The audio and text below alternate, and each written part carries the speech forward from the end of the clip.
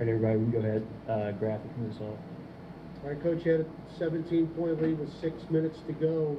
What happened down the stretch? Well, before we get down to the end of the game, our offense got very casual against their pressure. It got very unorganized. We just didn't continue to play offensively.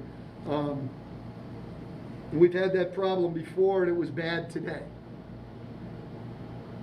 You had 38 assists. You continued what you were doing in the 2-game winning streak prior to that. You mentioned that offense just got a little stagnant in the fourth quarter, and that allowed Portland to cut into the lead. Yeah, no question. I mean, we just didn't play the way we had played the whole game. It was like we were trying to run the clock out. We've talked about that before. You can't.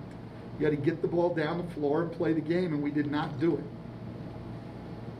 I mean, was that the biggest thing you saw? Was just, I mean, stagnancy on the offensive end? On the offensive end, and then they were hitting shots on the defensive end. Obviously, you know, I mean, they hit some big ones. I thought the crusher was we got help on Lillard's drive, kicked it out to Rodney Hood. He missed it, and then Lillard gets the offensive rebound, and they hit a three. I mean, inexcusable.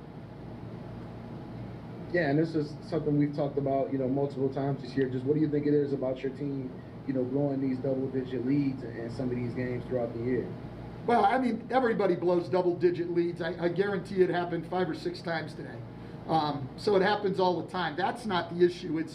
It's the last 6 minutes of the game, to me, that we just quit playing. It wasn't like we were moving the ball, doing a great job, missing good shots. We just stood around. That's the issue. I'm not, you know, obviously it ends up in blowing the lead, but that's too simplistic. I mean, sometimes you get shots and they just don't go in.